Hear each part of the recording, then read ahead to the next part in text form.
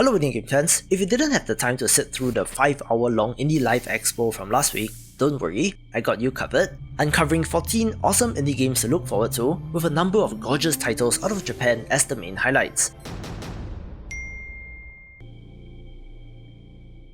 Let's begin with Do EDEN.schemata, a sci-fi mystery adventure game that does have multiple endings, having some classic genre tropes like an amnesiac protagonist, where a headless corpse has been found and you must determine who did it, where everyone is under suspicion, including the limbless android named Eve.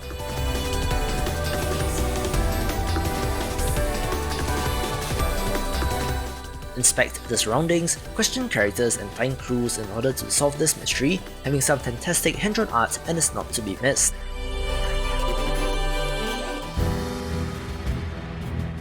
If you enjoyed deck building titles but prefer them in real time like Retropolis rather than Slay the Spire, Breve's Rage will be of interest, being a party-based real-time strategy title where trying to defeat your opponent.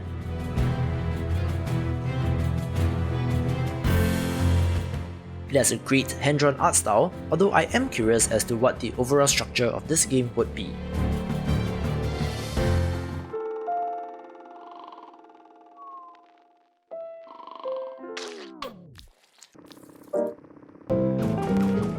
I was very impressed with the look of Zoeti, a hand-drawn shoot-'em-up that shows that yes, you can have classic arcade gameplay but still get my attention if you're doing something interesting with the visuals.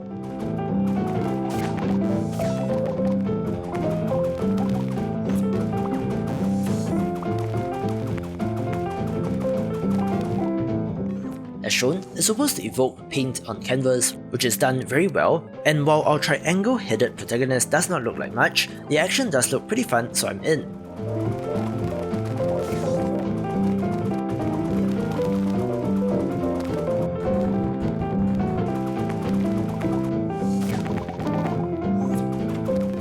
Add to that the multiple weapon upgrades, the ability to land and run about like a platformer, almost like Cuphead, and the bullet hell boss fights, and I think you got a winner.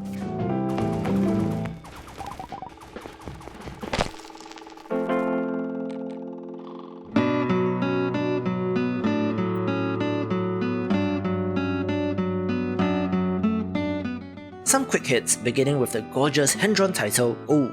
One that has a wonderful hand-drawn look, but from the description, looks like some things may be lost in translation since I have no idea what this is about. Life in Dungeon is an isekai first-person RPG that looks fantastic, available now on Steam, but might be lacking an English translation which is coming later.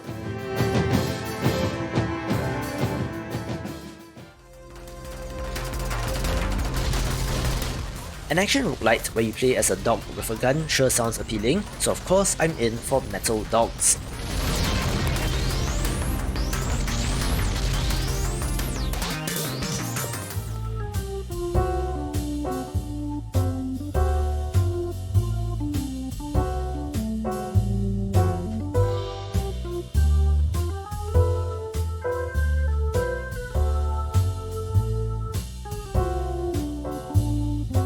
If you enjoy the hand-drawn art style, A Guidebook to Babel is a no-brainer, one where you find yourself on a ship sailing into the afterlife, having to explore, change the past, and perhaps get reincarnated down the line.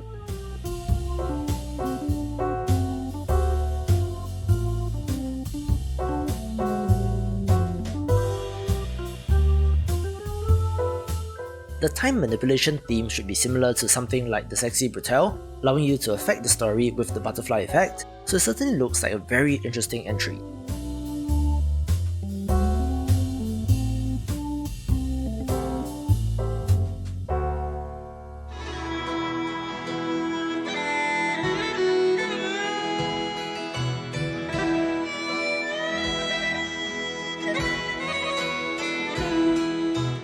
Well, it has been said already, Spiritle is a 4-player digital-first strategy board game with a gorgeous art style, but based on the use of anthropomorphic animals, does look to have more than a little in common with Armello, so let's see how it tries to differentiate itself.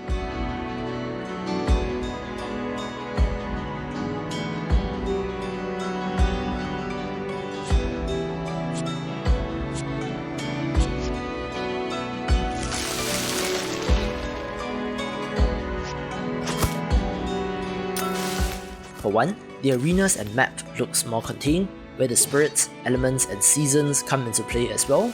And most interestingly, it comes to us from the developer of the roguelite deck builder, Pirate Outlaws, so I'm down for this.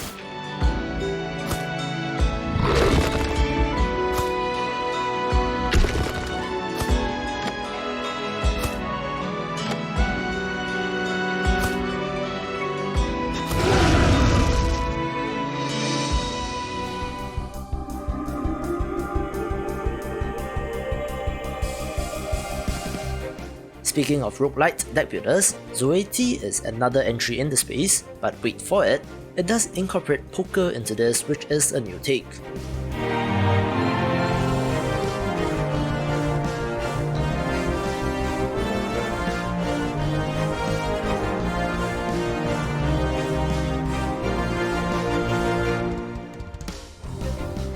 Use straights, flushes and full houses in order to defeat your opponent, but I wonder how you're supposed to deal with bad hands in this title.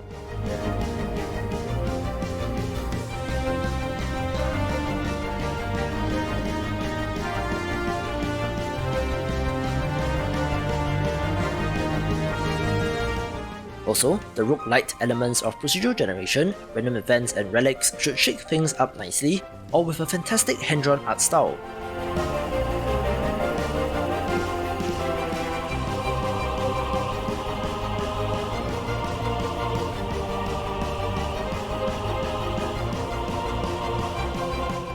Of course, this initial trailer is in Chinese, so there is the added complication of translation, which I hope will be good, since it's a really gorgeous game that I want to play.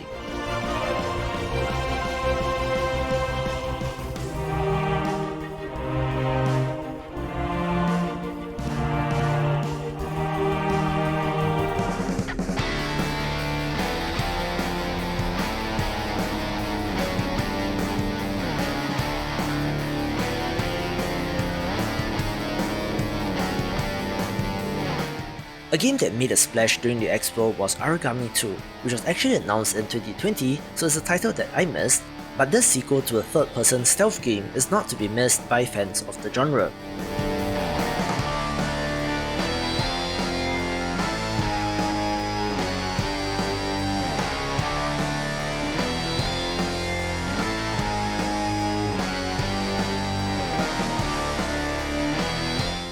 To be honest, I do think that the stylized look of the original does stand out more than the look of this, but I do hope to see improvements in gameplay as well as new challenges.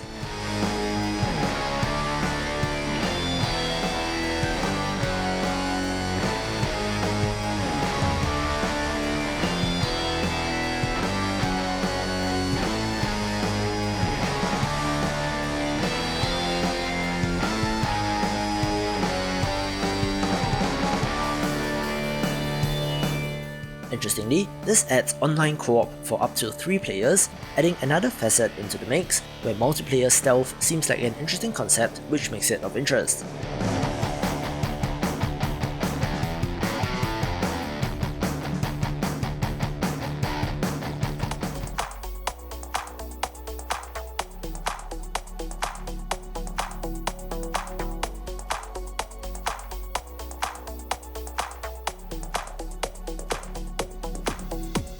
If you love pixel art action-adventure RPGs like me, then Uncharted will be of interest, one that gives off a little bit of an Undertale vibe but with a different style of gameplay.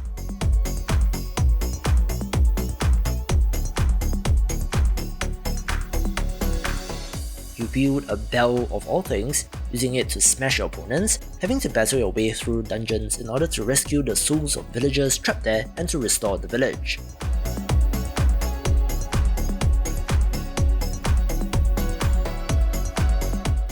It does look fantastic in action, but the pixel art deserves a special mention as well, and add to that a cooking system, and I'm all in on this.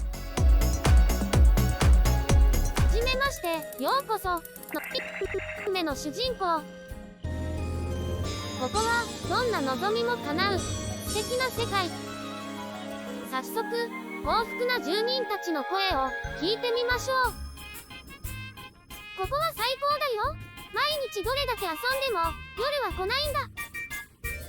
ここに来て理想の恋人ができたよ。それも100人。みんな僕にメロメロさ。ミーは怪獣になった。威張って暴れて好き勝手。誰も止めやしないぜ。どうでしょう。みんな、とっても幸福でしょ。 The developer of Touhou Lunar Nights and Record of Ludor's War, D-Lit and Wonder Labyrinth did also reveal their new titles, along with a rebranding as WSS Playground, the first being Do EDEN.schemata at the start of this video, and the second being 3 Revolving Wonderland, a classic turn-based JRPG that mixes 3D, 2D and pixel art to great effect. I hate to say this, but in typical Japanese game fashion, the UI does look very cluttered, although it may just be this trailer, but from what I gather, there's real-time action and platforming, puzzles, as well as turn-based combat with a meta glitchy aesthetic that seems very interesting. 我々はあなたを歓迎します。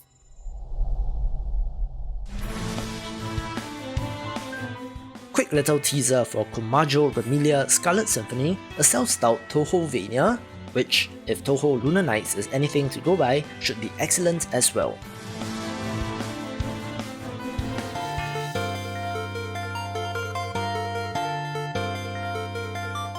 Developer Skipmore is known for their pixel art, so it's no wonder that the Metroidvania title Transy Ruby got my attention.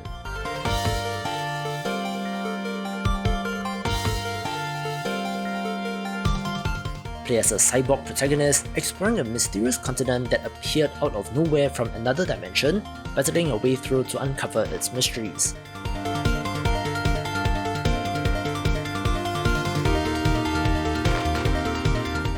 I like the chibi look of this, reminding me of one of their earlier titles in Kamiko, where there looks to be a nice blend of combat, platforming, puzzles, and secrets.